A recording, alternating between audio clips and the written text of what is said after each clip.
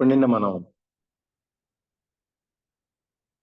American ఈయన Japanese అంటే Japanese Born తను వచ్చి అమెరికాలో సెటిల్ అయిన వాళ్ళు అనమాట. వీళ్ళు మన ఇండియన్ బోర్న్ వాళ్ళు మన భారత సంస్కృతి అని రాస్తారు కదా పేపర్లో. ఎవరైనా ఏదైనా సాధించినప్పుడు అక్కడ అనుకోకుండా మన వాళ్ళు రాస్తారు భారత సంతతి చెందిన అని చెప్పి రాస్తారు. అంటే వాళ్ళ పేరెంట్స్ వాళ్ళందరూ ఇండియన్స్ అనమాట. అక్కడ అమెరికాలో సెటిల్ అయిపోయినప్పుడు వాళ్ళు అమెరికన్స్ అవుతారు కాబట్టి ఇండియన్ అమెరికన్స్ అనేది చెప్తారు. అట్లాగే వీళ్ళు కూడా ఈయన జపనీస్ అమెరికన్. ఈయన జపనీస్ ఒరిజినల్ వాళ్ళ పేరెంట్స్ ఉంటాను. అయితే అమెరికాలో వచ్చి సెటిల్ అయ్యాడు కాబట్టి ఈయన జపనీస్ అమెరికన్. సో ఈయన దీంతో చెప్తూ పర్ల్ హార్బర్ గురించి చెప్తారు. ఇక్కడ పర్ల్ హార్బర్ లో కూడా జపాన్ వాళ్ళు పర్ల్ హార్బర్ మీద రైడ్ చేసినప్పుడు, వాళ్ళు ఎక్కువ యుద్ధానికి వచ్చినప్పుడు, బాంబులన్నీ వేసినప్పుడు అమెరికా వాళ్ళు రెచ్చగొట్టడం వల్ల అది అమెరికా తప్పు అని చెప్పి చాలా మంది అంటారు. కానీ యాక్చువల్ గా అది జపనీస్ వాళ్ళ తప్పు. ఎందుకంటే వాళ్ళు నిద్రపోతున్న ఒక జైంట్ ని లేపారు పైకి. లేపి దాని వలన ఆ అమెరికా అనేది ఈ యుద్ధం వలన ఈ సెకండ్ వరల్డ్ వార్ దగ్గర నుంచి రివైవ్ అయ్యి మొత్తం అంతా ఇప్పుడు ప్రపంచాన్ని శాసించే ఒక శక్తిగా తయారైంది. అది అంతకుముందు అంత జపనీస్ వాళ్ళది మిగిలిన వాళ్ళది ఎక్కువ ప్రాబల్యం ఉండేది.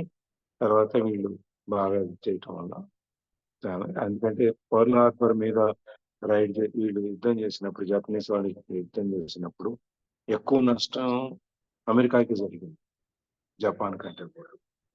అందుకని చెప్పి ఆ నష్టాన్ని పూడ్చుకోవడానికి రూజ్వెల్ట్ అప్పుడు ప్రెసిడెంట్ ఆఫ్ యుఎస్ లో ఉన్నప్పుడు ఇవన్నీ సర్దుకోవడానికి మిగిలిన దేశాలన్నిటితో కలిపి యూరోప్, యుఎస్ వీళ్ళందరూ ఒకటి అయిపోయి జపాన్ తర్వాత ఈ ప్రపంచంలో దేశాలు రెండు భాగాలుగా రావటం, వాళ్ళు అంతా స్టార్ట్ అవుతాం. సో అక్కడి నుంచి ఇప్పుడు మన పర్ల్ హార్బర్ మళ్ళీ వాళ్ళు ఎట్లా ఆ ఓటమి నుంచి వాళ్ళు అమెరికన్స్ నేర్చుకొని ఎట్లయితే ప్రపంచాన్ని సాధించే శక్తిగా ఎదిగారు, మనం కూడా ఆ విధంగా వెళ్ళాలి. మనం కూడా అంటే మన ఫెయిల్యూర్ ఉన్నంత మాత్రాన ఓడిపోవటమో, లేకపోతే ఒక కార్యక్రమం ఒక పనిలో ఏదైనా మనం విజయం సాధించలేకపోయినంత మాత్రాన మనం నిరుత్సాహపడిపోయి ఇంతే అని చెప్పి మనం మూల కూర్చోం. మళ్ళీ మనం ప్రయత్నించాలి, మళ్ళీ రావాలి, మళ్ళీ ప్రయత్నించి మళ్ళీ మనం విజయాన్ని సాధించడానికి ముందుకెళ్ళాలి. జీవితం అక్కడ పైపోతుంది. So failure inspires winners.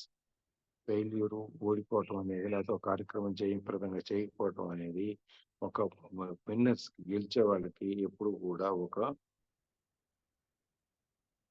Inspiration, ప్రేరణగా జరుగుతుంది. అదే ఓడిపోయే వాళ్ళకి ఇది ఓటమి అనేది ఒక గెలవలేని వాడుకో, లేకపోతే సాధించలేని వాడుకో ఓటమి అనేది వాళ్ళకు ఒక ఓడిపోవటం, వాళ్ళ జీవితం అయిపోయినట్టు వాళ్ళు ఫీల్ అయిపోతారు అనమాట.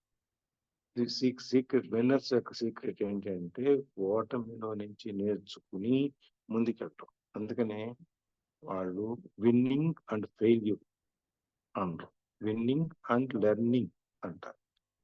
విన్నింగ్ అనేది గెలవటం, లెర్నింగ్ అనేది చేసిన తప్పుల నుంచి, పొరపాట్ల నుంచి నేర్చుకుని మళ్ళీ ఆ పొరపాట్లు చేయకుండా వాళ్ళు ముందుకెళ్తాం అన్నమాట. అది విన్నింగ్ అండ్ లెర్నింగ్. ముందు మనకు చాప్టర్లు చెప్పారు ఆ విషయం. అది so the greatest secret of winner is that failures inspires winning. అందుకని and they are not afraid of losing. Failure అనేది వాళ్ళకి ఒక విన్నింగ్ కాబట్టి, నేర్చుకోవటం కాబట్టి, ఒక్కొక్క పైకి ఎక్కడానికి మెట్టుల్లో ఒక్కొక్క మెట్టు కాబట్టి వాళ్ళు దాని గురించి భయపడరు. ఓడిపోవటం గురించో లేకపోతే ఫెయిల్ అవటం గురించో భయపడరు. అదే మళ్ళీ ఇంకొకసారి మనం ఫ్రాన్స్ చెప్పిన దాని గురించి చూస్తే, winning means being unafraid to lose. Winning అంటే ఓడిపోవటాన్ని గురించి భయపడకుండా ఉంటాం. ఈ విధంగా ఆయన మొత్తం ఓడిపోవటం గురించి, గెలవటం గురించి, ఫైనాన్షియల్ సేఫ్టీ గురించి, తర్వాత మన డబ్బులు జాగ్రత్తగా పెట్టుకోవటం, ఇన్వెస్ట్ చేయటం, వీటి గురించి చెప్పుకుంటూ వస్తూ బిగ్ హౌస్ వాళ్ళు పెద్ద పెద్ద ఇల్లు మన ఎంతమంది అయినా చాలా మంది చూడండి, డబ్బులు ఉంటాయి, డబ్బులు ఉండగానే ఒక ఇల్లు కొంటారు, కారు కొనుక్కుంటారు, ఇంట్లో సామాన్లు కొనుక్కుంటారు, పైన ఇక ఒక ఇండిపెండెంట్ స్థలం కొనుక్కొని ఇల్లు కట్టుకొని మళ్ళీ పై ఫ్లోర్ వేసి మళ్ళీ వేసి ఆ పైన అద్దెకి ఇచ్చి ఇవన్నీ చేస్తారు. కానీ డబ్బుల్ని ఇన్వెస్ట్ చేయటం అనేది మాత్రం లేదు. ఎక్కడైనా షేర్స్ లోను మార్కెట్స్ లోను ఎక్కడ ఇన్వెస్ట్ చేసి త్వరగా మల్టిప్లై చేయడానికి, దాన్ని హెచ్చించడానికి, త్వరగా చేయటం అనే దానికి చాలా మంది చేయరు. ఒకవేళ 90% ఆఫ్ పీపుల్ అలాగే ఉంటారు. ఈ 90%లో 20% కనీసం ఏం చేస్తారంటే వాళ్ళంతటా వాళ్ళకి పెట్టుబడి పెట్టే తెలివితేటలు లేకపోయినా ఏ అకౌంటెంట్స్ దగ్గరికో, ఫైనాన్షియల్ ప్లానర్స్ దగ్గరికో, స్టాక్ బ్రోకర్స్ దగ్గరికి వెళ్ళి, బాబు నా దగ్గర ఈ డబ్బులు ఉన్నాయి, నువ్వు దీన్ని జాగ్రత్తగా నా డబ్బులు పోకుండా నా డబ్బులతో పాటు కొద్దిగా అయినా వడ్డీ వచ్చేట్టుగా, ఇన్కమ్ పెద్దగా అంటే నేను మీకు 100 రూపాయలు ఇస్తే నాకు 102 రూపాయలు, 115 రూపాయలు ఆ విధంగా నాకు తిరిగి వచ్చేట్టుగా నువ్వు పెట్టుబడి పెట్టు అని చెప్పేసి ఆ విధంగా పెట్టి సేఫ్ అండ్ సెన్సిబుల్ చాలా జాగ్రత్తగా అర్థవంతంగా పెట్టుకొని ఉంటారన్నమాట. వాళ్ళకి ఇది బ్యాలెన్స్డ్ పోర్ట్ఫోలియో. బ్యాలెన్సింగ్ యాప్లై చేసుకున్నప్పుడు వీళ్ళకి వచ్చే నష్టమే ఉండదు. అంటే వాళ్ళు చెప్తున్నాం అని కాదు, తప్పని కాదు, బట్ సేయింగ్ వాళ్ళకి ఈ విధంగా సేఫ్ జాగ్రత్త బ్యాలెన్స్డ్ గా పెట్టుకునే వాళ్ళు త్వరగా ఎదగలేరు, టైం పడుతుంది ఎదగటానికి, మిగిలిన వాళ్ళ కాదు. మనం దాని గురించి మాట్లాడుతూ నిన్న మనం ప్రాఫిట్ సైకిల్ దాని గురించి కూడా మనం చెప్పుకున్నాం. సైక్లింగ్ గురించి, ఇప్పుడు సైకిల్ ఉందనుకోండి, స్టాండ్ వేసి ఉన్నప్పుడు ఎక్కడ ఉంటుందో అక్కడ, అదే స్టాండ్ తీసి తొక్కటం మొదలు పెడితే ముందుకు వెళ్తాం, తొక్కటం ఆపేస్తే కింద పడవచ్చు, లేకపోతే మన కాడు కింద పెట్టి అక్కడ వెళ్ళవచ్చు. అందుకని it is a continuous process. కంటిన్యూస్గా ఎప్పుడు నడుస్తూనే ఉండాలి. నడవటం ఆపేస్తే మనం అక్కడ వెళ్ళిపోతాం. దానికి థామస్ ఆల్వా ఎడిసన్ ఎగ్జాంపుల్ చెప్పారు, బిల్ గేట్స్ గురించి, తర్వాత డొనాల్డ్ ట్రంప్ గురించి, జార్జ్ సోరోస్, ప్యాటన్, వీళ్ళందరి గురించి, మిగిలిన వాళ్ళందరూ జర్మన్ లైఫ్ గురించి, మ్యాగ్నెట్ లైన్, వీళ్ళందరూ ఏ విధంగా ఫ్రెంచ్ వాళ్ళ గురించి ఏ విధంగా వాళ్ళు ఓటమిలో నుంచి వాళ్ళు బయటకు వచ్చి నేర్చుకున్నారు అని చెప్పేసి మనం చూసాం. So if you want, final ఏంటంటే చెప్పండి, if you want to be rich, నువ్వు డబ్బులు సంపాదించాలి, నువ్వు ధనవంతుడు కావాలి అనుకుంటే నువ్వు ఏ విషయం ఏదైతే నువ్వు చేయదలుచుకున్నా ఆ విషయం మీదనే నువ్వు ఫోకస్ చేయాలి. You must focus. Middle class వాళ్ళు ఏం చేస్తారంటే దే డోంట్ ఫోకస్. వాళ్ళు ఏం చేస్తారు, మిడిల్ క్లాస్ వాళ్ళు కానీ పూర్ పీపుల్ కానీ వాళ్ళకుండే కొద్ది డబ్బులే కాబట్టి ఆ కొద్ది డబ్బుని జాగ్రత్తగా చూసుకోవాలి కాబట్టి all eggs in one basket. వాళ్ళు ఏం చేస్తారు, ఒక్కొక్క ఎగ్ని ఒక్కొక్క చోట పెడతారు, బాస్కెట్లో పెట్టుకుంటారు. కొంతమంది ఏం చేస్తారు, all eggs in one basket. ఒక బాస్కెట్ ఒకే బుట్టలో పెట్టాం అనుకోండి, ఆ బుట్ట కింద పడిపోయింది, సంచి కింద పడిపోయింది, ఎగ్స్ అన్ని పైరిపోతాయి. అందుకని ఆ దాంట్లో నుంచి అటువంటి సందర్భాల్లో నుంచి బయటికి రావడానికి ఏం చేస్తారు, 4 చోట్ల పెడతారు, 4 బాస్కెట్స్. ఒక బాస్కెట్ పైన మిగిలిన 3 బాస్కెట్లు మిగులుతాయి అని చెప్పి ఆ విధంగా 3 బుట్టలు ఉంటాయని చెప్పి ఆ విధంగా 4 రకాలుగా పెట్టుకుంటారు. దాంట్లో మనం పోయించారు నిన్న చెప్తున్నాం, పాత రోజుల్లో డబ్బులు దాచుకునేటప్పుడు ఎడం జేబులో కొంత, కుడి జేబులో కొంత, వెనక కొంత, చొక్కా జేబులో కొంత, ఈ చేతులు ఫుల్ హ్యాండ్స్ ఉన్నాడు ఆ చేతులు మధ్యలో డబ్బులు పెట్టి మడుస్తారు పైకి. ఈ విధంగా రకరకాలుగా. ఇంకా ఆ రోజుల్లో అయితే ఈ కాలర్ ఉంటుంది కదా, ఈ కారులో చిన్న హోల్ చేయించేవాళ్ళు, ఆ నోట్ చుట్టి దాంట్లో పెట్టేవాళ్ళు. ఈ విధంగా డబ్బు అంటే ఒకవేళ ఏదైనా పోయినా కొట్టేసినా, ఎవరైనా జేబు పెట్టేసినా, ఒక జేబు 2 జేబులు పోతే మిగిలిన డబ్బులు మిగిలిన ఉంటాయి, మిగిలిన వాటిలో ఇవ్వండి. అందుకని ఇన్స్టెడ్ ఆఫ్ ఇక్కడ మార్కెట్లో ఇన్వెస్ట్మెంట్కి వచ్చేటప్పటికి నువ్వు 10 చోట్ల 10 పెట్టేదానికంటే 4 చోట్ల 3 చోట్ల ఫోకస్, తక్కువ చిన్న వాటిలో ఎక్కువ డబ్బులు పెడితే నీకు ఎక్కువ ఇన్కమ్ వస్తుంది అనేది. అదే నిన్న నేను చెప్పిన మా స్టాక్ బ్రోకర్ కూడా అదే చెప్తాను, 2 షేర్లు వద్దండి, 4-5 పెట్టుకొని 4-5 మీరు ప్లే చేయండి, దాంట్లో ఎక్కువ ఇన్కమ్ ఉంటుంది అని చెప్తాడు. So focus is important. ఒకే దాని మీద మన పూర్తి శక్తులు అన్ని దాని మీద కేంద్రీకరించి దాన్ని మనం విన్నింగ్ చేస్తాం అనమాట.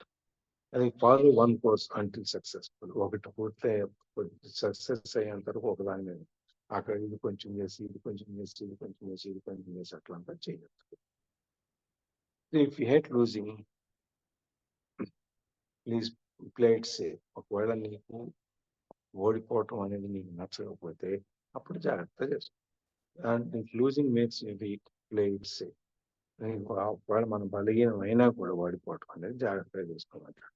Go with balanced investments. ఒకసారి అంటే ఎక్కువ లాభ నష్టాలు లేకుండా జాగ్రత్తగా, తక్కువ లాభం వచ్చినా పర్వాలేదు, మన డబ్బులు జాగ్రత్తగా ఉన్నాయి అనేటువంటి వాటితో ఆడుకోండి. 25 years కనుక పైన అయినట్టయితే భయపడటానికి, ఒకవేళ నీకు రిస్క్ తీసుకోవడానికి భయంగా ఉంటే go for it. Start emulating your nest egg early, because it will take time. నిన్న నేను మన దీంట్లో ఒక చిన్న పోస్ట్ పెట్టాను, చూసారా? మన గ్రూప్ లో పోస్ట్ పెట్టాను,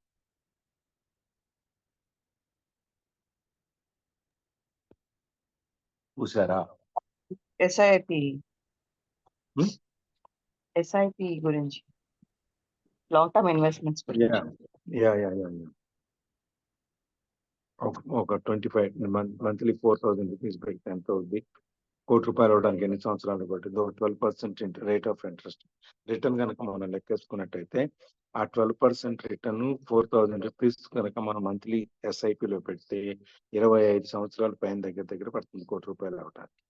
అదే 5,000 పెడితే, 6,000 పెడితే, 10,000 పెడితే ఎంత అవుద్ది అనేది, ఎన్ని సంవత్సరాల్లో మనం సంపాదించవచ్చు అనేది ఎస్ఐపి. ఇదే నేను నిన్న చెప్పినట్టు మనం వైస్రాయ్ షేర్స్ కొనున్నట్టయితే ₹2 షేర్ ఇప్పుడు ₹100 అంటే 50 times పెరిగింది. ఆ రోజున 1,00,000 షేర్లు కొంటే ₹2,00,000 పెట్టి వాళ్ళకి ₹1,00,00,000 అయ్యేది. ఎన్ని రోజులు పట్టింది? 4 months. 4 months కింద నేను ఇది మెన్షన్ చేశాను. Sorry, 4 months sir? 4 months, 5 months అంతే. ఏ కంపెనీ? వైస్రాయ్.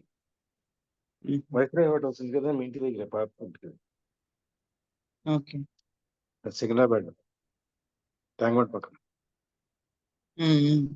అది ఆ కంపెనీ. అంటే అది యాక్చువల్గా దివాలాకి వెళ్ళింది, అప్పులు కావాలి కట్టలేదు, దివాలాకి వెళ్ళింది. దివాలాకి వెళ్తే దివాలా కోర్టులో ఏం చేశారంటే వేరే హోటల్ వాళ్ళు తీసుకున్నారు, వేరే కంపెనీ వాళ్ళు. దాన్ని తీసుకోవటం వల్ల ₹2 ఉన్నది టక్కన బాగా పెరిగిపోయి అది ఎక్కువ డబ్బులు వచ్చినాయి అన్నమాట.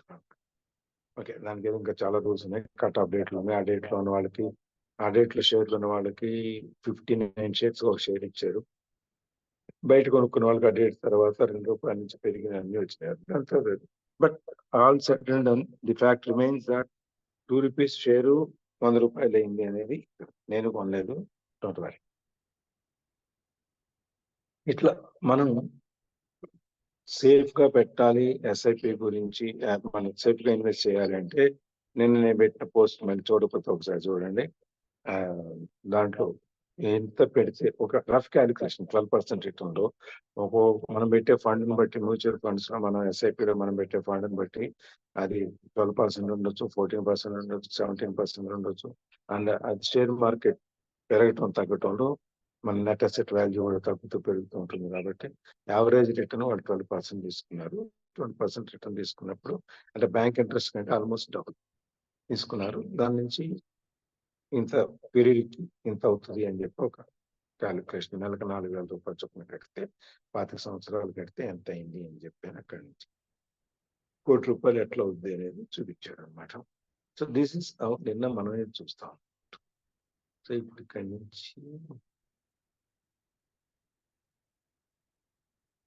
ఇక్కడ, but if you have dreams ఇక్కడి నుంచి చదవాలి. ఎవరు చదవాలి?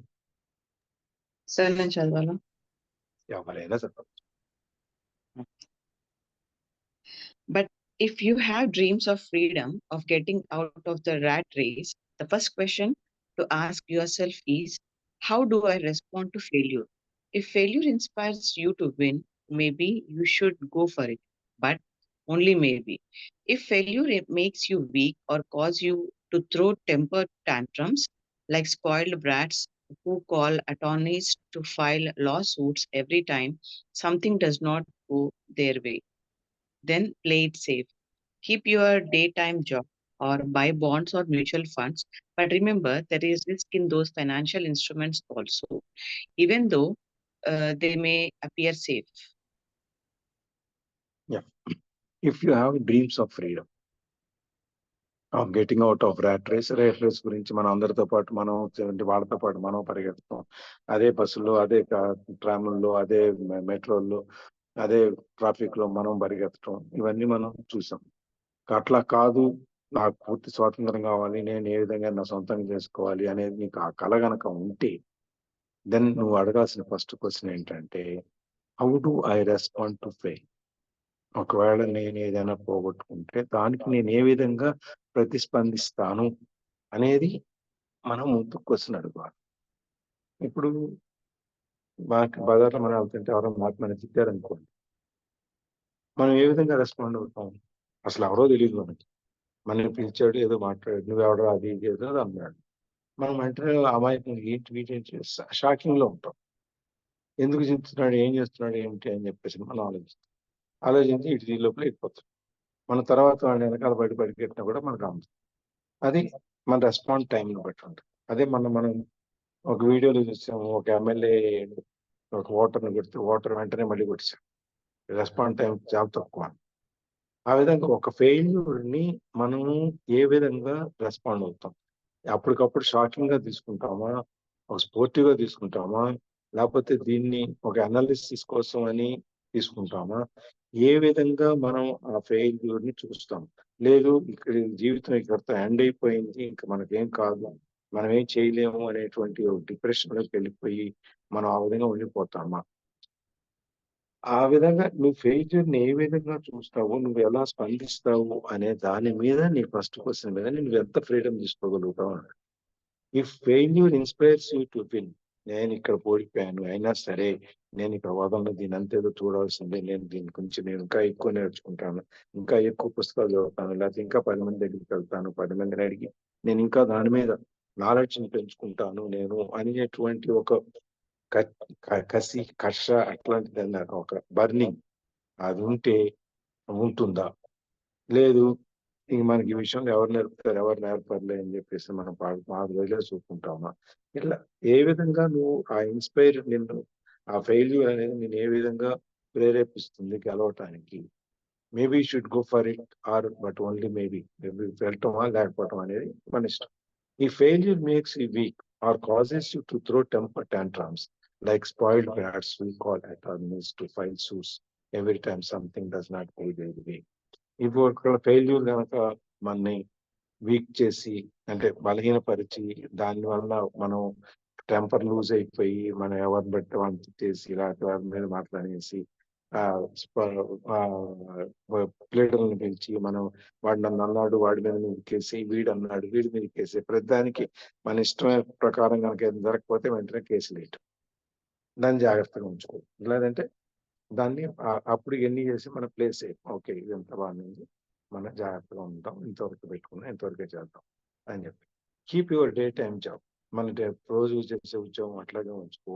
Are buy bonds or mutual funds, bonds కానీ గవర్నమెంట్ బాండ్స్ నేను చెప్పుకున్నాం, 7%, 8%, 6.5%, 20 years గవర్నమెంట్ బాండ్స్ ఇష్యూ చేస్తాయి అని చెప్పి దాంట్లో పెట్టుకో.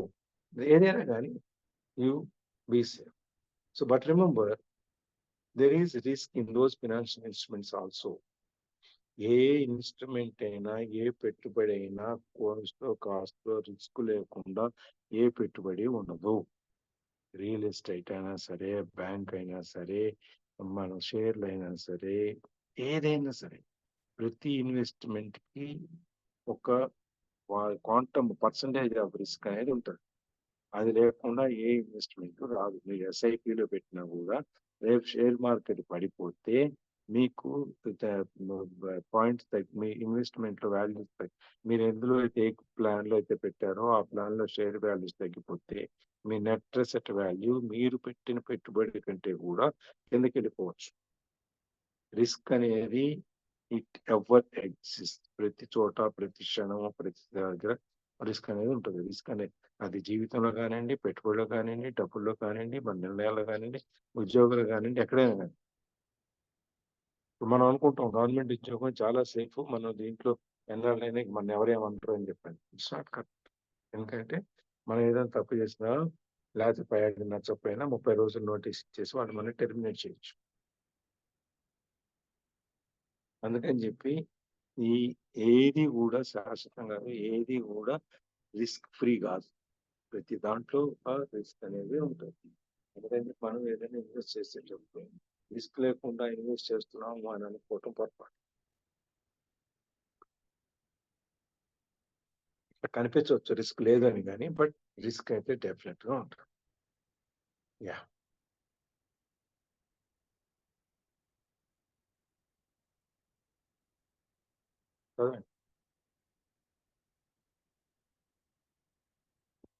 I say all this mentioning Texas and Frank Tarkenton because stacking the asset column is easy. It's really a low aptitude game. It does not take much education. Fifth grade math will do. But building your asset column is a game in which attitude plays a major role. It takes guts, patience, and a great attitude towards failure. Losers avoid failing, and failure turns losers into winners. Just remember the Alamo.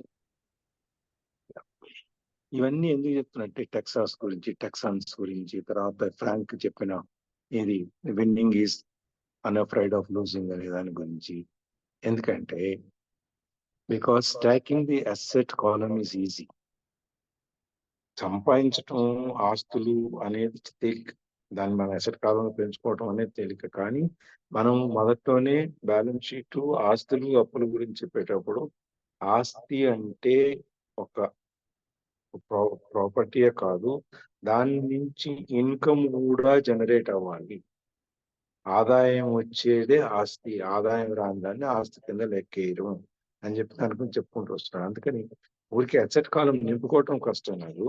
It is really లో aptitude game. అది పెద్ద విషయం కాదు. It does not take, దానికి పెద్ద మనం ఏదో ఒక సైట్ కొన్నాము, పెట్టాము, 10 మందితో పాటు వెళ్ళాం, కొన్నాం, వచ్చాం, దానికి పెద్ద మనం నేర్చుకోవాల్సిందే లేదు. చిన్న ఫస్ట్ గ్రేడ్, హై గ్రేడ్ వచ్చిన స్టూడెంట్స్ అవసరం లేదు, తక్కువ గ్రేడ్ వచ్చిన వాళ్ళు కూడా సరిపడదు. But building your asset column is a game in which attitude plays a major role. కానీ అసెట్ కాలంలో చేర్చడం వేరు, పేర్చుకుంటూ, కానీ దాన్ని నిర్మించుకుంటూ వెళ్ళటం అంటే ఒకదాని నుంచి ఒకటికి, ఒకదాని నుంచి ఒకటి ఆదాయ మార్గాలు మనం చూసాం ఇంతకుముందు. దీంట్లో రియల్ ఎస్టేట్ లో ఆయన ఒకదాన్ని కొని దాన్ని మళ్ళీ అమ్మి, దాన్ని కొని మళ్ళీ అమ్మి, ఏమి ఖర్చు డబ్బు అనేది మూవ్మెంట్ అవ్వకుండా అగ్రిమెంట్ల మీద, లోన్ల మీద, ఉత్తి పేపర్ మీద కొన్ని $100 ఎలా విధంగా తిప్పాడు మనం అని చెప్పి మనం చూసాం ఇంతకుముందు ఆయన చెప్పాడు లాస్ట్ చాప్టర్ లో. ఆ విధంగా చేయటం అనేది ఒక పెద్ద విషయం అన్నమాట. Place a major role. మన యాటిట్యూడ్ ఇట్లాంటి వాటిలో మన యాటిట్యూడ్ ఒక పెద్ద పాత్ర వహిస్తుంది అనమాట. It takes guts, patience and great attitude towards faith. దీన్ని సాధించడానికి, దీన్ని పొందటానికి అది చాలా గట్స్ ఉండాలి, ధైర్యం ఉండాలి, ఓటుకు ఉండాలి. తర్వాత ఫెయిల్యూర్ గురించి, ఓడిపోవటం గురించి మన యాటిట్యూడ్ బాగుండాలి. అయ్యో ఇక జీవితం అంతా అయిపోయింది అనే యాటిట్యూడ్ ఉండకూడదు. భయపడుతూ చేయకూడదు. ఓపిక లేకుండా 3 రోజులకే నాకు ఇది ఎట్లా ఉంటుందంటే, ఇప్పుడు మీకు చిల్లర వ్యాపారం చేసేవాళ్ళు, చిల్లర వ్యాపారం అంటే రిటైల్ మార్కెట్. వాళ్ళకి ఎంతసేపు ఏంటంటే సరికిస్తారు, డబ్బులు తీసుకుంటారు, గల్లా పెట్టి డబ్బులు పడతా ఉంటాయి. రోజు సాయంత్రం అయ్యేటప్పటికి ఇంక డబ్బులు కనపడతాయి, మళ్ళీ పొద్దున్నే చేస్తారు. అదే ఒక ఇన్వెస్ట్మెంట్ లో పెట్టినప్పుడు, షేర్స్ లో కానీ, సైట్ లో కానీ, లేకపోతే ఫ్యాక్టరీ కానీ, ఇవన్నీ పెట్టినప్పుడు రోజు డబ్బులు కనపడవు. అమ్మినప్పుడు, కొన్నప్పుడు, పూర్తయి ప్రొడక్షన్ స్టార్ట్ అయ్యి ఇవన్నీ అయినప్పుడు కానీ మనకు డబ్బులు రావు. అప్పుడు దాకా మనం ఓపిక పట్టి ఉండాల్సి వస్తుంది. నేను రోజు వ్యాపారం చేసేవాడిని, రోజుకు ₹1,00,000 సరుకు అమ్మేవాడిని, ₹1,00,000 నా చేతులు రోజు సాయంత్రం అయ్యేటప్పుడు కనపడేవి అంటే ఇక్కడ కనపడవు. అందుకని మన యాటిట్యూడ్, మన పేషెన్స్, తర్వాత గట్స్, దాని మీద మనకు ధైర్యం, మనకి ఏదైనా సరే నేను దాన్ని సాధించడానికి సిద్ధంగా ఉన్నాను అనేటువంటి తెంపరితనం, ఇవన్నీ ఉండాలన్నమాట. అవన్నీ ఉన్నప్పుడే మనం ఇది గెలవగలం. అట్లా లూజర్స్ అవాయిడ్ ఫెయిలింగ్. పోగొట్టుకునే వాళ్ళు, లూజర్స్, వాళ్ళు ఎప్పుడు కూడా ఫెయిల్యూర్ని అవాయిడ్ చేస్తారంటే భయపడతారు వాళ్ళు పోగొట్టుకోవడానికి. అందుకని చెప్పి ఏం చేస్తారు, ఓడిపోవటానికి సిద్ధంగా ఉండరు, అటు పక్క నుంచి వెళ్ళరు అసలు అడుగు. And failure turns losers into winners. కానీ ఫెయిల్యూర్ ఏదైతే ఉందో, ఓడిపోవటం లేకపోతే మనం పోగొట్టుకోవటం ఏదైతే ఉందో, అది వీళ్ళని విన్నర్స్ గా మారుస్తుంది. కానీ వీళ్ళు ఇష్టపడరు కాబట్టి వాళ్ళు మారు. Just remember the Alamo. Alamo గురించి మనం మాట్లాడుకున్నాము. అక్కడ వాళ్ళు ఫైటర్స్ వాళ్ళంతా చాలా యోధులు. వాళ్ళు ఓడిపోవటం అనేది ఓడిపోతున్నాం అని తెలిసినా కూడా వాళ్ళు ఆ దానికి సిద్ధపడతారు కానీ వాళ్ళు లొంగిపోరు. నేను చచ్చిపోతాను అనే భయం వాళ్ళకి ఉండదు. అందుకని వాళ్ళు ఎంతసేపు పెయిడ్ రోడ్ నుంచి వాళ్ళు అలామో అనే ప్లేస్ ఇప్పుడు పెద్ద విజిటింగ్ స్పాట్ అయిపోయిన టూరిస్ట్ స్పాట్.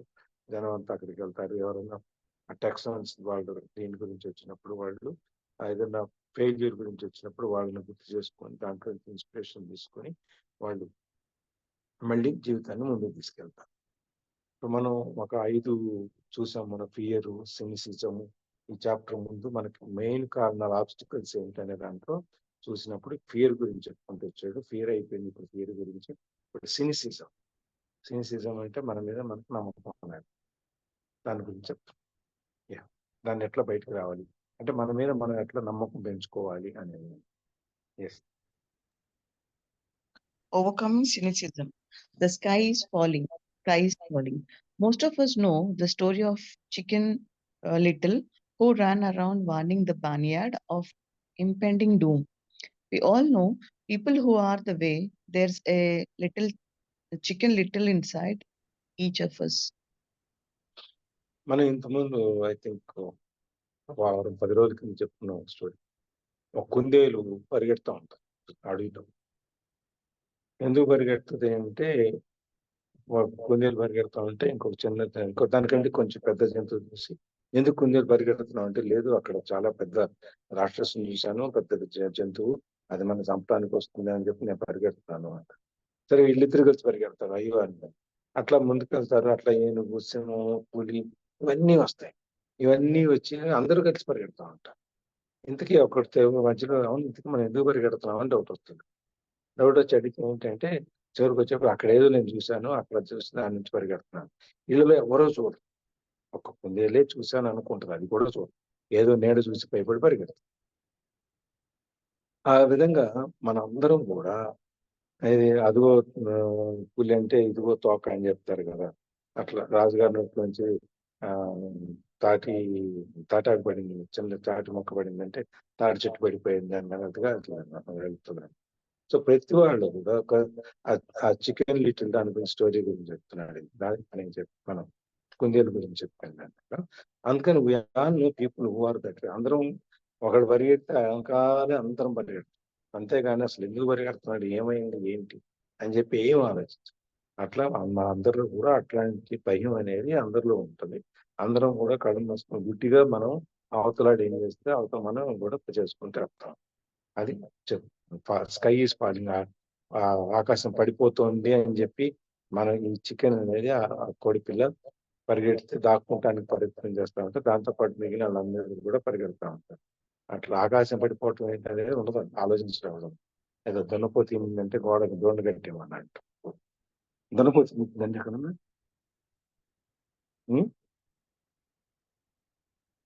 హలో ఏం సార్? దున్నపోతి ఈనుతుందా ఎక్కడన్నా? అది సామెత. దున్నపోతి ఈనింది అని చెప్తే దోండు కట్టి అన్నట్టు. దున్నపోతే ఏనదు సార్. దున్నపోతే ఈనదు. అందుకని అట్లా అంట్లా దున్నపోతే ఏంట్రా ఈనటం ఏంట్రా అని అన్నాడు. ఏమంటే దున్నపోతే ఈనింది గారంటే సరే దోండు కట్టారు అన్నాడు. అట్లా గుడ్డిగా వెళ్ళిపోతుంటారు.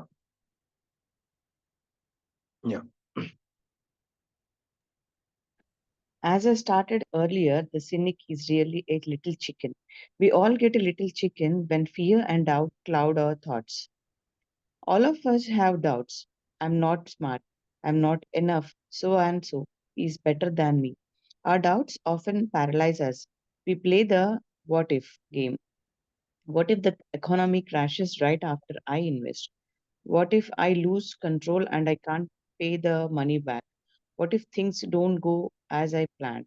Or we have friends or loved ones who will remind us of some of our shortcomings. They often say, "What makes you think you can do that? If it's such a good idea, how come someone else has not done it? That will never work. You don't know what you are talking about." These words of doubt Yeah.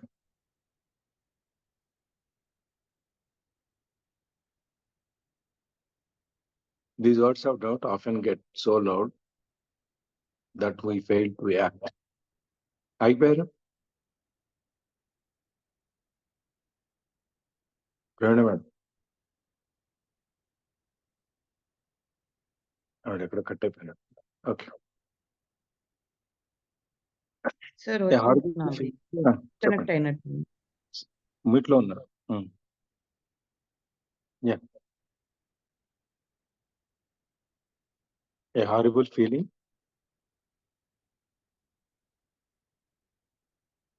నీ voice రావట్లేదు. A horrible feeling builds in our stomach. Sometimes we can't sleep. We fail to move forward. So we say with what is safe and opportunities pass us by. So ఇప్పుడు మనం ఏం చూస్తామంటే ఈ attitude లో మనం doubts ఉంటాయి. ప్రతిదానికి మన సందేహాలు ఉంటాయి.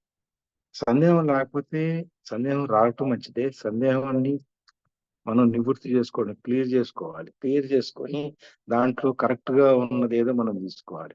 అట్లా కాకుండా నేను ఐఎమ్ నాట్ స్మార్ట్, నేను ఎందుకు పనికిరాను, నాకు తెలివితేటలు లేవు, లేకపోతే ఐఎమ్ నాట్ గుడ్ ఎనఫ్, ఇది చేయటానికి నాకున్న శక్తి సమాజాలు లేవు, నేను దేనికి పనికిరాను, so so and so is better than me, నా ఇన్వెస్ట్మెంట్కి వచ్చిన ఏది వచ్చినా నాకంటే ప్రవీణ చాలా బెటర్.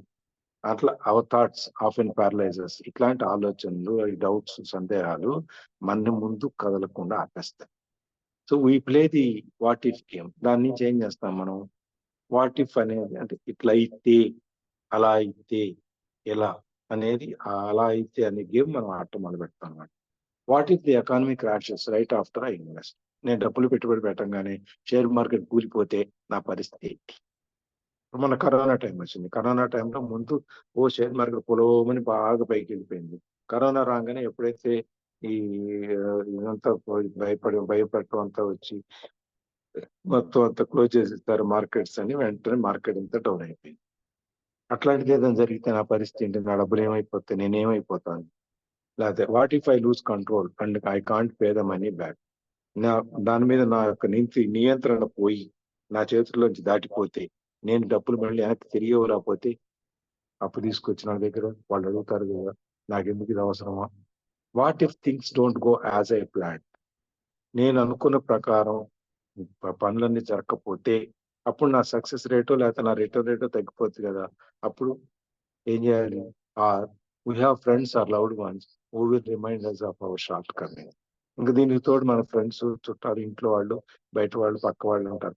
నీకెందుకు రా ఇది, నువ్వు చేయగలవా, నువ్వు ఇది అనవసరంగా, నీకు అసలే నీకు ఇదే కనపడదు, వినపడదు, లేకపోతే బయట నువ్వు నడవలేవు, సంథింగ్ మనకు నీకు తెలిసి అటు తక్కువ, నీకు చదువు లేదు, ఏం లేదు, ఇవన్నీ ఈ విధంగా మనని ఎత్తిపొడిచి మనలో ఉన్న ఆ వీక్ పాయింట్స్ ఏమున్నాయి, బలహీనతలు నెత్తి చూపి మనకి రావద్దు అని చెప్పి మనం చెప్పేవాళ్ళు మనకి ఇంకా పక్కన పైగా ఉంటారు. They often say what makes you think you can do it. నువ్వు ఇది చేయగలవు అని నీకు ఏ విధంగా నువ్వు అనుకుంటున్నావు? నీకు చేయటానికి నీకున్న కెపాసిటీ ఏంటి? నువ్వు ఏ విధంగా అనుకుంటున్నావు నువ్వు చేయగలవు అని? If it is such a good idea, ఒకవేళ నువ్వు అనుకున్న పద్ధతి ప్రకారం అది మంచి ఐడియా అయింది అనుకో, నువ్వు ఒక్కడే వీరుడుగా, మిగిలిన వాళ్ళందరికీ కాదా? వాళ్ళందరూ చేయలేదు ఎవరు? వాళ్ళందరూ ఎందుకు చేయలేదు? నువ్వు ఒక్కడే ఎట్లా చేస్తావు? నేను అది పని అవ్వదు, that will never work. You don't know what you are talking about. అది అవ్వదు, నువ్వు ఏం మాట్లాడుతున్నావు నీకు తెలియట్లేదు. ఇట్లాంటివన్నీ, these words of doubt often get so loud that we will fail to act. ఇవన్నీ మన చెవుల్లో గింగిరు అంటూ మన చివరికి చేయటం మానేస్తాం. A horrible feeling builds in our stomach. కడుపులో తిప్పేస్తాయి భయాలతో. మనకి మైండ్ ఇవన్నీ చేసినప్పుడు కడుపు తిప్పేసి వికారాలు వచ్చేస్తాయి అన్ని రకరకాలుగా. Sometimes we can't sleep. నిద్ర రాదు. మనం చేస్తామా, చేయమా, పెట్టాలా, వద్దా, ఏం చేయాలని. We fail to move forward. ముందుకెళ్ళటానికి భయపడతాం, వెళ్ళాం. So we stay with what is safe and opportunities passes by. అందుకని మనం ఏం చేస్తాము? ఏది సేఫ్, భద్రతగా ఉంటుందో అనుకున్న చోట అక్కడ ఆగిపోతాము. అవకాశాలు మనం దాటిపోతూ ఉంటాయి. We watch life passing by as we sit immobilized with a cold knot in our heart. మనం ఎక్కడ ఉన్నామో అక్కడే ఉంటాం. జీవితం గడిచిపోతుంటే తెల్లారుద్ది పొద్దుగుతుంది, తెల్లారుద్ది పొద్దుగుతుంది. మనం ఎక్కడ ఉన్నామో అక్కడే ఉంటాం, ఎలా ఉన్నామో అలాగే ఉంటాము. కానీ అది మన కథలు లోపల మన అన్ని కాళ్ళు చేతులు కట్టేసినట్టుగా ఫీల్ అయిపోయి అక్కడ కూర్చుంటాం. We have all felt this at one time in our life, so more than others. మనం ఇదందరికీ ఇర్రెస్పెక్టివ్ ఆఫ్ ది పర్సన్, వాడా వీడా అనే తేడా లేకుండా ఏదో ఒక సందర్భంలో ఇటువంటి అనుభవం తప్పకుండా ఒక్కొక్కళ్ళ జీవితంలో జరుగుతుంది. ఎక్కడా కూడా అయ్యో నా జీవితంలో ఇది జరగలేదు అంటానికి లేదు. ప్రతి వాళ్ళ జీవితంలో ఇట్లాంటి సందర్భం ఒకటి వస్తుంది. ఏదైనా ఒక పని చేయదలుచుకున్నప్పుడు మొట్టమొదటిగా మన ఇళ్లలో కానీ మన ఫ్రెండ్స్ ఇట్లో కానీ చేసేటప్పుడు మనల్ని ఎంకరేజ్ చేసే వాళ్ళకంటే, ప్రోత్సాహపరిచే వాళ్ళకంటే మన వెనక్కి లాగే వాళ్ళు ఎక్కువ మంది ఉంటారు. ఎవరైనా షేర్ చేసుకుంటే వాళ్ళ ఎక్స్పీరియన్స్ ఇట్లాంటి దాంట్లో షేర్ చేయొచ్చు ప్లీజ్.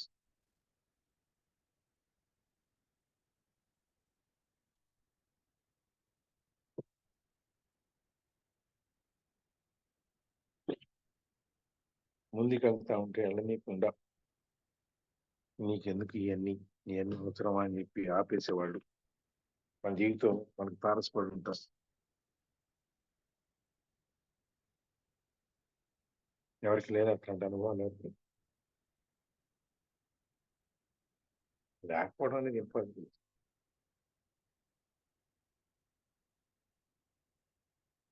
చెప్పుకోవడానికి బాధగా ఉందా? ఓకే వాళ్ళే ప్లస్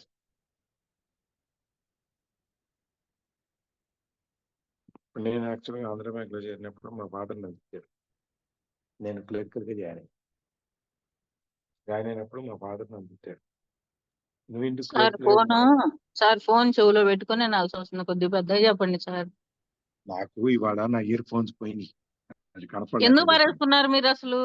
పడేసుకోలేదు, ఎక్కడ పెట్టాను కనపడలేదు, ఆఫీసులో పెట్టి తేలేదో ఏమో అయింది మొత్తం మీద. అవునా సార్? సరే అందుకని సరే, చెప్పి ఓకే. ఫోన్ ఆన్ చేసి ఫోన్ మైక్ నుంచి మాట్లాడుతున్నా, కంప్యూటర్ మైక్ అవునా? నుంచి. అవునా, అదే కదా మీరు మాట్లాడుతున్నారు, చెవి దగ్గర పెట్టుకోవాల్సి వస్తుంది అని అనుకుని నేను చెప్పానులే. Okay sir. అదే అంటే ఓ మీరు రాలేదు, నేను ఫస్ట్ లోనే చెప్పా ఈ విషయం. ఇది పైగా ఏంటంటే నేను ల్యాప్టాప్ లోంచి కనపడతలేదు, ఫోన్ లోంచి కనపడుతున్నా అంటాం. అందుకని చెప్పి రెండు ఆన్ చేయాల్సి వచ్చింది. సరే సార్. ఓకే పర్వాలేదు, కొంచెం దగ్గరలో పెట్టుకుంటా ఫోన్. ఇప్పుడు వినిపిస్తుందా బాగానే? వినపడుతుంది సార్, చెవి దగ్గర పెట్టుకున్నాలి. ఇప్పుడు విలువైన మాటలు మిస్ అవ్వకూడదు కదా, అందుకని. ఇప్పుడు కూడా అట్లాగే అనిపిస్తుంది. వినిపిస్తుందిలే బాని. ఓకే, ఇప్పుడు మన ప్రతి వాళ్ళకి కూడా వాళ్ళు ఏదైనా ఒక పని చేయదలుచుకున్నప్పుడు మనకు అడ్డంకులు చెప్పేవాళ్ళు చాలా మంది ఉంటారు. మనకు వచ్చే సందేహాలు కాకుండా సెల్ఫ్ డౌట్స్, మనకు బోల్డ్ సందేహాలు వస్తాయి. ఈ పని చేయటం అవసరమా, చేస్తే ఏమవుద్ది, చేయకపోతే ఏమవుద్ది, రేపు పొద్దున ఇట్లా అయిపోతే ఏమవుద్ది, మనం సార్, ఎంకరేజ్ చేసే వాళ్ళకంటే వెనకలాగే వాళ్ళు ఎక్కువ ఉంటారు సార్. అదే మనం ఏం చేయాలనుకుంటున్నాం ఒక అడుగు ముందుకు వేస్తేనే, అంతే కదా. అంతే కదా మరి. మంచి అయినా చెడు అయినా మనకి. అందుకే నేను ఒక్కదాన్ని నిర్ణయం తీసుకుంటా, నేనే వెళ్ళిపోతుంటా. మీరు ధైర్యవంతులండి సార్, కొన్నిట్లో ధైర్యంగా ఉంటా గానీ కొన్నిసార్లు ఆలోచనలు పడుతుంటాను సార్. అది అప్పుడు వెనక పడతా. అందుకని ఆలోచన ప్రతి వాళ్ళ అభిప్రాయాలు తీసుకోవాలి, నిర్ణయం మనం తీసుకోవాలి. అభిప్రాయాన్ని నిర్ణయం కింద మనం పొరపాటు పడకూడదు. ఎవరన్నా అభిప్రాయం చెప్తే నువ్వు ఇది చేయలేవు, నీకు అవసరమా, లేకపోతే పలానా వాళ్ళు ఈ పని చేస్తే వాళ్ళు దెబ్బతిన్నారు, నువ్వు మళ్ళీ మొదలు పెడుతున్నావు, నీ వల్ల అవుద్దా అని చెప్పి ఎవరైనా చెప్తే వాళ్ళ అభిప్రాయం తీసుకోండి అంతే. వాళ్ళు ఎందుకు దెబ్బతిన్నారు అనేది వాడి దగ్గరికి వెళ్ళి అడిగితే చెప్తారు వాళ్ళు ఎందుకు దెబ్బతిన్నాడు అని చెప్పని. ఆ అనుభవాన్ని తీసుకోండి, నిర్ణయం మీరు తీసుకోండి. మనం ఏం చేస్తామంటే అవతల వాళ్ళ అభిప్రాయాల్ని, వాళ్ళ నిర్ణయాల్ని మన నిర్ణయాలుగా ఫీల్ అయిపోయి మనమే అదే నిర్ణయం తీసేసుకుంటాం. అది జనరల్ గా జరిగేది. అలా కాకుండా మన నిర్ణయాలని మనమే తీసుకోవాలి. అందరి దగ్గర వాళ్ళ అభిప్రాయాలు తీసుకోవాలి, ఎవరెవరు ఏమేం చెప్పారు అని. ఆ అభిప్రాయాలు మన నిర్ణయానికి ఏ విధంగా దోహదపడతాయి, మన సరైన నిర్ణయం తీసుకోవడానికి ఏ విధంగా ఉపయోగపడతాయి అని చెప్పి వాటిని వాడుకోవాలి అంతవరకు. ఓకేనా? యా. నేను నా ఎక్స్పీరియన్స్ గురించి చెప్తున్నా కదా. మా ఫాదర్ వచ్చి నీకెందుకు ఆంధ్ర బ్యాంక్ క్లర్క్ ఏంటంటే కేఎల్ఎన్ ప్రసాద్ అప్పుడు ఆయన డైరెక్టరే కానీ but is owners board bank, ఆయనే ఓనర్ లాగా అన్నమాట. ఆయనే ఈయన ఫ్రెండ్, మా ఫాదర్ ఫ్రెండ్. నీకెందుకు నాకు చెప్తే ప్రసాద్తో చెప్పి ఆఫీసర్ పోస్ట్ ఇప్పించి మన ఊళ్ళోనే వేయించేవాడిని కదా అని. అంటే నేను చెప్పాలి, ఎన్నేళ్ళు నేను ఉద్యోగం చేసిన మా అబ్బాయికి నేను ఉద్యోగం ఇప్పించాను మీరు చెప్పుకుంటారు, మా నాన్న నాకు ఉద్యోగం ఇప్పించాడు ఆఫీసర్ పోస్ట్ అని నేను చెప్పుకోవాలి. నాకు ఈ గోలంతా నాకు అవసరమా? నా సొంతం మీద నా కష్టం మీద నాకు వచ్చింది ఈ ఉద్యోగం, so I'm happy with it అని చెప్పి ఆయన చెప్పానమాట. అట్లా కొంతమంది ఈ విధంగా గైడ్ చేసేవాళ్ళు, కొంతమంది డిస్కరేజ్ చేసేవాళ్ళు, కొంతమంది ఎంకరేజ్ చేసేవాళ్ళు ఉంటారు. అందుకనే సైకాలజిస్ట్ కూడా చెప్పేటప్పుడు ఏం చెప్తారంటే, నువ్వు ఏదైనా నిర్ణయం తీసుకునేటప్పుడు ఎవరిని అడగాలి అంటే మదర్ని అడగమంట. ఏదైనా పని చేయాలా అక్కర్లేదా అని తీసుకునేటప్పుడు మీ అమ్మని అడుగు. మీ అమ్మ చెప్తుంది క్లియర్ కరెక్ట్ గా. ఎందుకంటే తల్లి నిస్వార్థ జీవి, పిల్లలు బాగుండాలి బాగా రావాలి అని చెప్పి కోరుకుంటుంది అంతే. అందుకని చెప్పి ఏదైనా నిర్ణయం తీసుకునేటప్పుడు తండ్రి కంటే కూడా తల్లిని అడగ, తల్లి కరెక్ట్ గా చెప్తుంది. తండ్రికి అయితే ఒక సందర్భంలో ఈ జాగ్రత్తలు వీళ్ళకంతా తల్లి లోకంలో తీసుకొస్తే తండ్రి లోకాన్ని చూపిస్తాడనే అర్థం. అందుకని కొన్ని సందర్భాల్లో వీళ్ళకి తండ్రి కూడా ఒక్కొక్క సందర్భంలో బయాస్ అవ్వచ్చు, ఇది ఒక వీళ్ళని ఎందుకు రిస్క్ అట్లా అంటారు. కానీ తల్లి కరెక్ట్ గా గైడ్ చేస్తుంది, ఇది చెయ్యమ్మా చేయక్కర్లేదమ్మా, వద్దమ్మా అవునమ్మా, ఏదో ఒకటి మొత్తం మీద తల్లి కరెక్ట్ గా చెప్తుంది అని చెప్పి ఏదైనా ఒక నిర్ణయం తీసుకునేటప్పుడు, ఏదైనా కావాలనుకున్నప్పుడు, గైడెన్స్ కావాలనుకున్నప్పుడు తల్లిని అడగమని చెప్తారు. Okay, yeah. Peter Lynch of Fidelity Magellan Mutual Fund fame refers to warnings about the sky falling as noise, and we all hear it. Noise is either paragraph చిన్న ఉందని కంటిన్యూ చేసిన, పారాగ్రాఫ్ చిన్నగా ఉందని continue చేసిన sir. ఎక్కడ ఇంక continue చేయనా ఆపేసేయాలా? 2 లైన్లే ఉంది కదా అని. అదే కంటిన్యూ చేయాలి. Noise is either created inside our heads or comes from outside, often from friends, family, co-workers, and the media. Lynch recalls the time during the 1950s when the threat of nuclear war was so prevalent in the news that people began building fallout shelters and storing food and water. If they had invested that money wisely in the market instead of building a fallout shelter, they had probably be financially independent today. Peter Lynch అనే ఆయన fidelity మ్యాగ్లెన్ mutual fund ఆయన ఏం చెప్తున్నాడంటే, refers to warnings about the sky falling. ఇందాక మనం sky falling గురించి, chicken గురించి చెప్పుకున్నాం కదా, దాని గురించి మాట్లాడేటప్పుడు ఏం చెప్తారంటే, it is only as noise, అది ఉత్తి శబ్దం మాత్రమే, అది నిజం కాదు. ఆ శబ్దాన్ని మనం వింటాము, ఉన్నదా కాదా లేదా అనేది చూడము. స్కై ఫాలింగ్ అనేది అసలు జరుగుద్దా జరగదా అనేది ఆలోచించము. ఎవరో చెప్పిందని విని ఆ శబ్దాన్ని మనం దాన్ని పట్టుకుని మనం పరిగెడతా ఉంటాము. అట్లాంటి వార్నింగ్స్ అన్ని ఓన్లీ నాయిస్ అంటే అదే చెప్తారు కదా, ఆన్లైన్ వాడికి నా శబ్దం ఎక్కువ సాగుతుంది కదా, ఏంటది, ఓటుకొండకి శబ్దం ఎక్కువ ఏదో ఉంది, ఎవరు చెప్తారా సామెత, ఎవరిని ఐడియా ఉంది? అదే సార్ అదే కరెక్ట్ మీరు చెప్పింది. Empty vessels make noise. ఖాళీగా ఉన్నాయని అది ఇంగ్లీష్ లో. మనకు పళ్ళాలు ఊరికి ఎక్కువ సౌండ్ చేస్తాయి, పళ్ళు నిండుగా ఉంటే పళ్ళని సౌండ్ చేయి. అందుకని ఇట్లాంటివన్నీ సౌండ్ ఎక్కువ మనం వింటుంటాము, అంతేగాని ఏమి అది నిజం కాదు అనేది జరగదు. Noise is either created inside our heads or comes out from outside, often from friends, family and coworkers and media. Noise అనేది ఒక్కోసారి మనకు లోపలే ఈ ప్రశ్నలన్నిటికీ వేసుకుని ఈ ప్రశ్నలన్నిటికీ సమాధానాలు వెతుక్కునేటువంటిది ప్రాసెస్ లో ఉంటాం, అది శబ్దం అన్నమాట నాయిస్ మనకి. అలా కాకుండా ఒక్కోసారి మనకు బయట నుంచి ఫ్రెండ్స్, ఫ్యామిలీ, కోవర్కర్స్, మనతో పనిచేసే వాళ్ళు, మీడియా, పేపర్లలో వచ్చే న్యూస్ ఇవన్నీ విని కూడా మనం ఒక్కోసారి వాటి మీద ఇన్ఫ్లుయెన్స్ అవుతాం.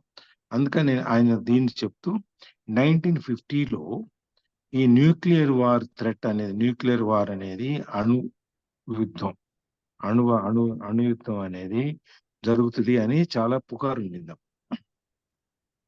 అమెరికా రష్యాలు ఇద్దరి దగ్గర న్యూక్లియర్ వెపన్స్ ఉన్నాయి, న్యూక్లియర్ అణ్వాయుధాలు ఉన్నాయి, అణ్వాయుధాలతో వాళ్ళు యుద్ధం చేస్తారు. చేస్తే గనక మనం హిరోషిమా నాగసాకి మీద బాంబులు వేసినప్పుడు ఎట్లా అయిందో మొత్తం ప్రపంచం అంతా డ్రైగా అయిపోద్ది, ఏమి ఉండదు, భూమి అంతా పాడైపోద్ది, దానివల్ల జీవరాశి బతకదు అనేటువంటి భయాలు వచ్చినప్పుడు చాలా మంది ఏం చేశారంటే భూమి లోపల గుహలు తవ్వారు, లోపలికి తవ్వి ఇల్లు కట్టారు. ఇప్పుడు కూడా మనం ఇజ్రాయిల్ కానీ అట్లా వెళ్తే, పాలస్తీనా కొన్ని కంట్రీస్ లోకి వెళ్తే వాళ్ళకి ఈ అంతేకాదు మన బోర్డర్స్ కంటే ప్లేస్ లోకి వెళ్తే కూడా పాకిస్తాన్ బోర్డర్ లో, చైనా బోర్డర్ లో వాళ్ళకి ఏం చేస్తారంటే వారు వచ్చినప్పుడు బాంబులు వేసేటప్పుడు, తుపాకులు పేలేటప్పుడు వాళ్ళందరూ ఆ భూమిలో కింద కట్టుకున్న భూగృహాలు లోపలికి వెళ్ళిపోయి అక్కడ దాక్కుంటారు. బంకర్లు అంటారు, బంకర్లోకి వెళ్ళి దాక్కుంటారు. అట్లా ఇక్కడ సద్దాం హుస్సేన్ సార్ మా ఫేవరెట్, పాపం అట్లే దాక్కున్నాడు, చచ్చిపోయాడు. ఎవరు? Saddam Hussein. సద్దాం హుస్సేన్ మీ favourite? Okay. Yes sir. Saddam Hussein is your hero.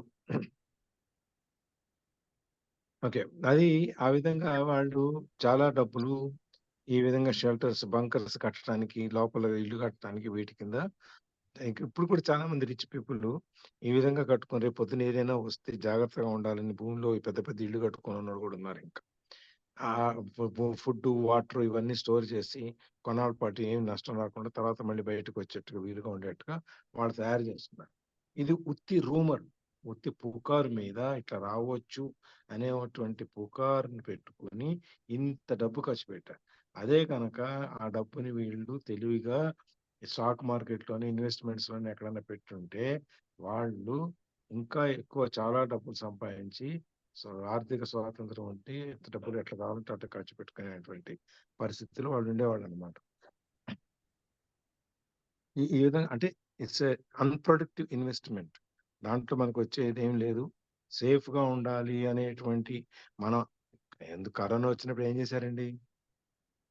నాకు తెలుసు చాలా మంది బస్తాలు కొని ఇంట్లో పెట్టేసుకున్నారు. ఎప్పుడు 2 కిలోలు కందిపప్పు కొనుక్కునేవాడు 20 కిలోలు కందిపప్పు, ఒక 20 కిలోలు బియ్యం కొనుక్కునేవాడు 5 మూటలు 6 మూటలు, మొత్తం ఇల్లంతా గదంతా నింపేశారు చాలా మంది ఈ సామాన్లు కొనుక్కొని. ఎందుకంటే అందరూ చచ్చిపోయినా వీడు ఒక్కడే బతుకుంటారు. అందరూ చచ్చిపోయిన తర్వాత వీడు ఒక్కడే బతుకుంటే ఏం చేస్తాడు?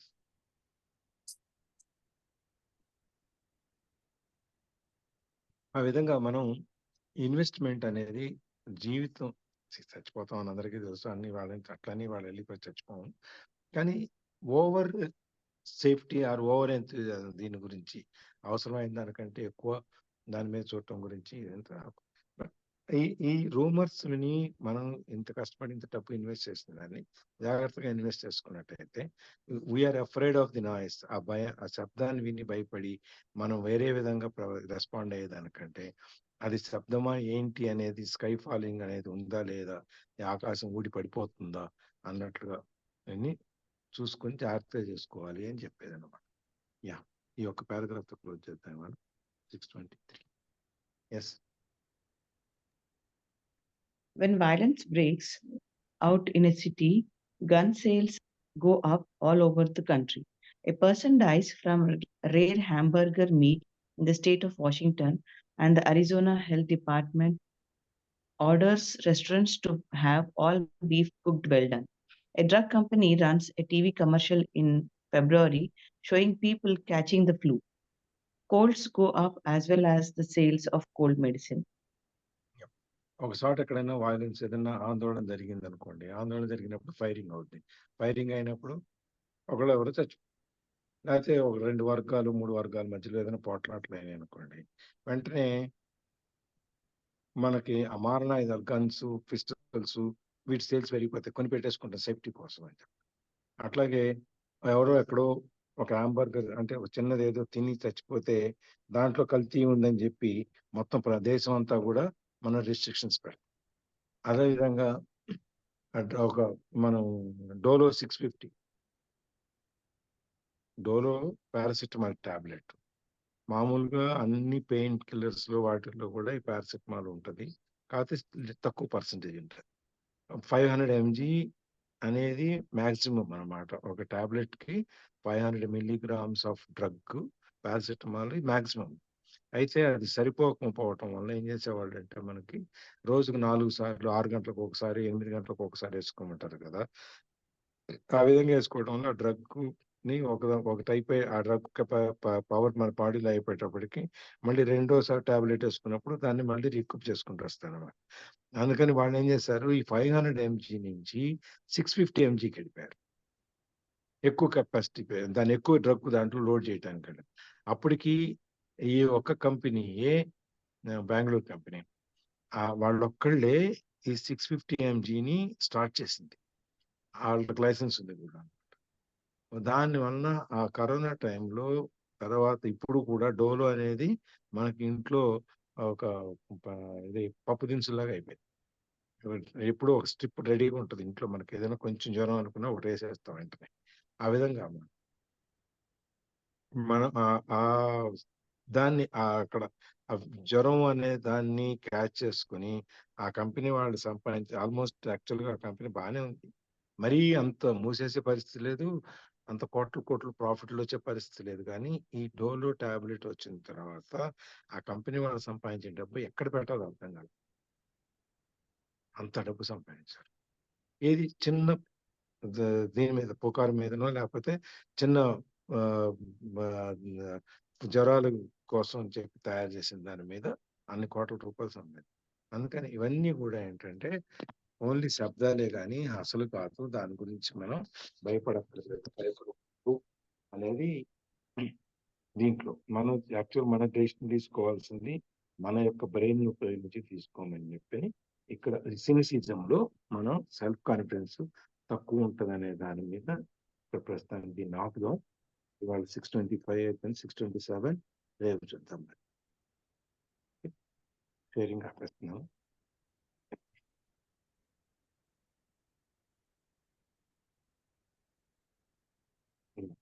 ఎవరన్నా షేరింగ్ ఉందా?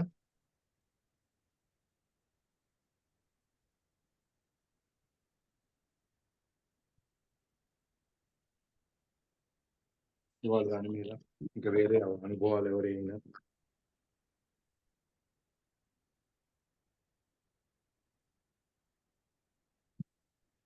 Hello,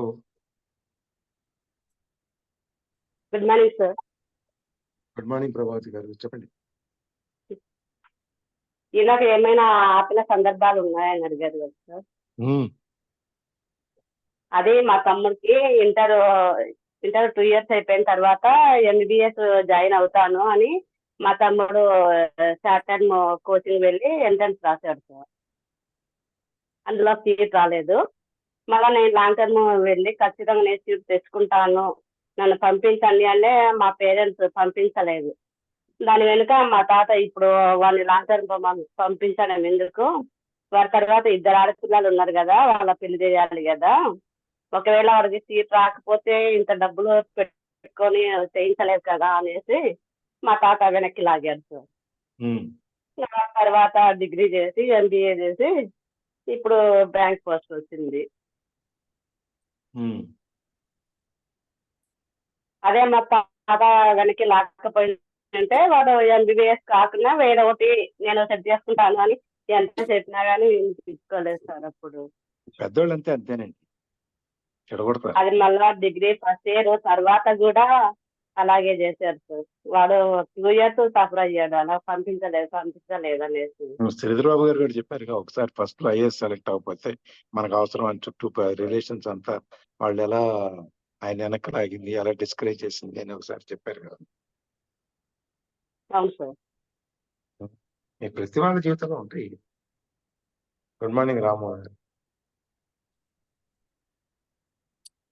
sir good morning sir. Good morning అలాగే. 2-3 days ఇది ప్రతి నేను సార్ మార్నింగ్ కొంచెం బయటకు వెళ్ళాల్సి వస్తుంది, ఇంకా అందువల్ల కొంచెం కుదరలేదు అనమాట. ఓకే. ఇది ప్రతి వాళ్ళ లైఫ్ లో ఉంటది, ఏదో ఒక టెక్షన్ ఎడ్యుకేషన్ విషయంలో కానీ, ఏదన్నా సంపాదించే విషయంలో కానీ, ఒక బిజినెస్ స్టార్ట్ చేసే ప్రతి వాళ్ళ లైఫ్ లో చిన్న చిత్తగా డిఫరెంట్ గా ఉంటుంది. కాకపోతే మనం దాన్ని ఎంత కసితో చేస్తామనేది ఇంపార్టెంట్. ఒకవేళ చెప్పినా సరే దాంట్లో నుంచి ఒకటి రెండు పాయింట్స్ నేర్చుకొని ఆ, నా ప్లానింగ్ లో చేంజెస్ తీసుకొని వచ్చి ముందుకు వెళ్తాం అనుకొని వెళ్ళేవాళ్ళు కొంతమంది. కొంతమంది ఏంటంటే ఇంకా వాళ్ళు డిఫరెంట్ గా ఎంతమంది ట్రై చేసిన తర్వాత అవనప్పుడు మనం ఎందుకు మన టైం వేస్ట్ చేస్తారు అనుకున్నాడు కొంతమంది. అన్ని రకాల వాళ్ళు మన చుట్టూ కనిపిస్తూ ఉంటారు అనమాట. కాకపోతే ఒక్కొక్క ఏజ్ లో ఒక్కొక్క టైప్ ఆఫ్ క్యాపబిలిటీ ఉంటుంది మనకి. ఏంటంటే రెస్పాన్సిబిలిటీ స్లోగా పెరుగుతున్నప్పుడు మనలో ఉన్న ఒక్కసారి అనుకోకుండా కెపాసిటీ కూడా తగ్గిపోవటము, ఆ, మన దాన్ని సాధించగలిగే శక్తి తగ్గటము, మళ్ళీ ఇంకొక ఇన్స్టెన్స్ వచ్చినప్పుడు మళ్ళీ అది అవసరాన్ని ఈ కెపాసిటీ అనేది ఏంటంటే, అంటే మనం సాధించగలిగే శక్తి ఏంటనేది మన కొన్ని అవసరాల మీద డిపెండ్ అయి ఉంటది. నాకు ఇది కావాలి, నేను ఇది సాధించాలి అని అంటే ఆ అవసరం మనని ముందుకు నడిపిస్తుంది. అవసరం లేనప్పుడు ఏంటంటే మనం చాలా లిథార్జిక్ గా ఉంటాము. ఓకే పర్వాలేదు, ఉన్నది ఏదో నడుస్తుంది కదా, ఇప్పుడు ఉన్నది నడుస్తుంది కదా అని చెప్పేసి ఉంటుంది అనమాట. లేదు లేదు, నెక్స్ట్ 2 years లో మా అబ్బాయిది ఇంటర్మీడియట్ అయిపోతుంది, ఒక 3 లక్షల రూపాయలు నేను ఫీజు కట్టాలి అనే ఒక కసితో 3 లక్షల రూపాయలు ఎలా సాధించాలనే తాపత్రయంతో మనం వర్క్ చేస్తాము. అది మన ముందు కనిపించలేదు అనుకోండి, మనకి ఆ విజనరీ కనిపించలేదు అనుకోండి, పర్లేదు ఎంత వస్తే అంత ఏముంది నేను చేస్తా మనం చేస్తూ ఉంటాం అన్నమాట. అది సో అందువల్ల ఈ అవసరాలని టైం టు టైం మన లైఫ్ లో చేంజ్ అవుతుంటాయి కాబట్టి దాని తగ్గట్లు కదా మన మన మైండ్ సెట్ కూడా చేంజ్ అవుతూ ఉంటది. మనం సాధించాలి అనే అవసరం ఒక్కసారి ఉంటది, లేదు లేదు మనకి. దీన్ని అన్ని పక్కన పెట్టుకొని కన్సిస్టెన్స్ గా ఎప్పుడైతే మనం చేస్తుంటామో డెఫినెట్ గా అప్పుడు మనకి అవసరం ఉన్నా లేకపోయినా కొత్తగా అవసరాలు క్రియేట్ చేసుకొని మనం ఎప్పుడైతే చేస్తుంటామో, ఏం లేదు ఒక అవసరం అంటే ఏంటి, నాకు ఒక కారు ఉంది, నేను 4 లక్షల రూపాయల కారులో తిరుగుతున్నాను. నెక్స్ట్ నాకు అవసరం లేకపోయినా నేను అదే కారులో నడుస్తూ ఉంటాను. లేదు నేను ఒక 15 లక్షలు 20 లక్షల రూపాయల కారు కొనుక్కోవాలి, ఇది అమ్మేసి అని చెప్పేసి ఒక అవసరాన్ని మనం క్రియేట్ చేసుకున్నాం అనుకోండి, ఆటోమేటిక్ గా 15 లక్షలు 20 లక్షల రూపాయలు సంపాదించడానికి మన మైండ్ ఎలాగా చేయాలని తాపత్రయపడుతుంటాం. కొంత డబ్బు చేతిలో ఉన్న డబ్బులు కొంచెం గట్టి కొంచెం లోన్ తీసుకోవటము, ఆ లోన్ రీపేమెంట్ చేయటము, ఇట్లాగా ఆలోచనలు పెరుగుతుంటాయి అనమాట. సో ఎవ్రీ టైం మన యొక్క గోల్, మనకి సెల్ఫ్ గోల్ ఎప్పుడైతే క్రియేట్ చేసుకుంటూ వెళ్తుంటామో అప్పుడు మనలో ఉన్న సాధించాలనే తపన, శక్తి అనేది కన్సిస్టెన్సీగా ఉంటది. అదొక్కటే అనేది నాకు నా నా లైఫ్ లో లెర్నింగ్ బట్టి నేను చెప్తున్నాను. It is not I read from somewhere అనేది కాదు. అది నా అవసరాలన్నీ తీరిపోయినాయి అని అనుకుంటే ఇంకెందుకులే అనే ధోరణిలోకి వెళ్ళిపోతాం మనం. అది అదే విషయం. Thank you. ఇంకెవరన్నా రికార్డింగ్ ఆపేస్తున్నా?